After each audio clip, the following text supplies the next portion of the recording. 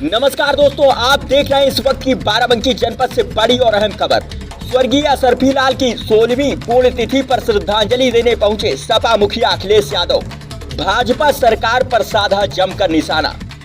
Bulldozer से सिर्फ तबाही हो सकती, समाज और देश नहीं चलाया जा सकता। डॉक्टर साहब भीमराव अंबेडकर के संविधान से ही देश चलाया जा सकता है। बाराबंकी पूर्व मुख्यमंत्री सपा के राष्ट्रीय अध्यक्ष मुखिया अखिलेश यादव ने बाराबंकी की तहसील सिरौली गौसपुर के कस्बा बदोसराय में स्वर्गीय असरफी लाल यादव की 16वीं पुण्यतिथि पर पहुंचकर सभा को संबोधित करते हुए बताया कि 2024 का चुनाव अपना चुनाव समझकर ही लड़ें। ये हार जीत का चुनाव नहीं बल्कि युवाओं के भविष्य का चुनाव है। आगे सपा के मुखिया ने कहा कि 2024 नया साल ही नहीं परिवर्तन का साल है। 2014 में आए लोगों को 2024 में हटाने का समय आ गया है। दिल्ली की सत्ता में बैठी सरकार ने 10 साल में क्या किया है, इस पर गौर करना होगा। गरीबों और किसानों पर अत्याचार किया, विकसित भारत और विश्वगुरु बनाने की बात कर किसानों को ठगने का कार्य कर रही है भाजपा सरकार। देश तभी विकसित होगा जब किसानों को फसल का उचित मूल्य मिलेगा।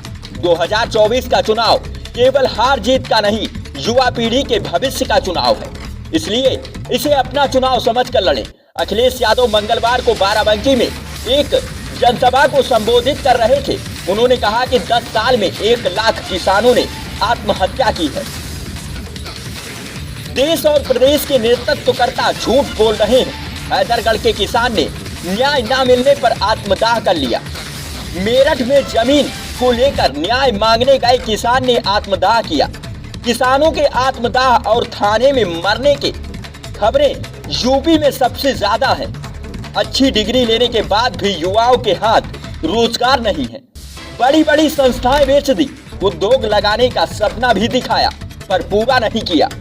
40 लाख करोड़ निवेश का दावा किया, लेकिन अब तक कोई उद्योग नहीं लगा। बाराबंकी के साथी बताएं, बाराबंकी में कितना निवेश आया है। फौज की भर्ती की तैयारी करने वाले युवाओं के लिए आधी अधूरी अग्निवीर वाली नौकरी शुरू की।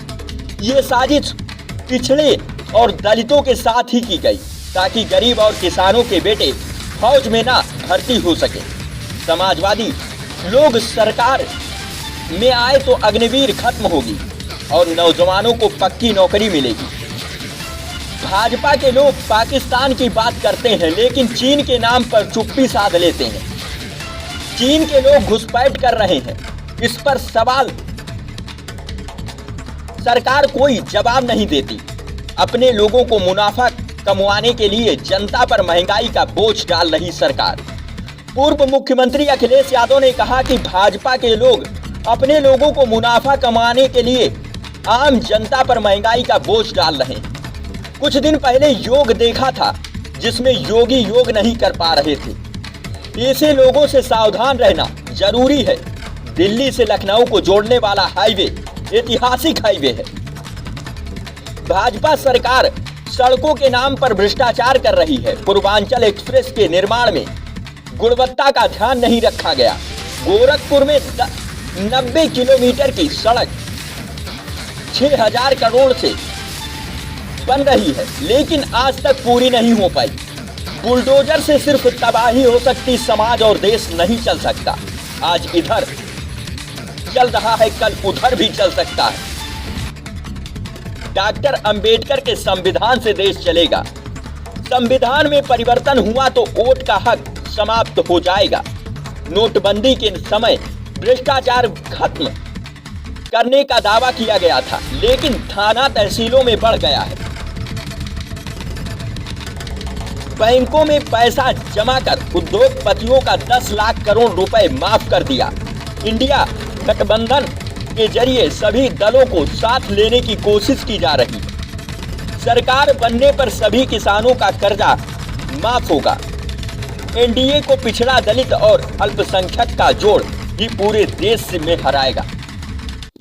ये थी हमारे न्यूज चैनल के लिए बाराबंकी से स्पेशल ब्यूरो रिपोर्ट। 10 किलो की कम की है बोरी, ये दोबारा आ गए 24 में तो समझ लेना और 5 किलो बाहर निकाल देंगे।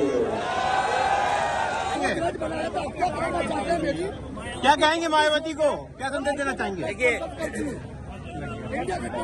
समाजवादियों की कोशिश रही कि सभी दलों को जोड़ने का प्रयास हो और इधर अखबारों और टीवी के माध्यम से तरह तरह के रूमर भी उड़े। हमारी कोशिश लगातार रहेगी कि इंडिया गठबंधन कैसे मजबूत हो, इंडिया गठबंधन में कैसे और दल जुड़े। जहां तक आप बहुजन समाज पार्टी के बारे में कह रहे हैं, समाजवादियों ने तो सम्मान देने का काम किया है और हमेशा सम्मान कैसे बढ़े उसका भी कभी आपने देखा होगा। मुझे तो वो समय याद है जब समाजवादियों ने संकल्प लिया था कि देश की प्रधानमंत्री उस वर्ग से हो जिन्होंने समाज के तमाम बुराइयों का सामना किया है हजारों साल। और याद कीजिए, समाजवादी पार्टी तो प्रधानमंत्री बनाने के लिए सपना देख रही थी और उसमें काम भी किया हम लोगों ने।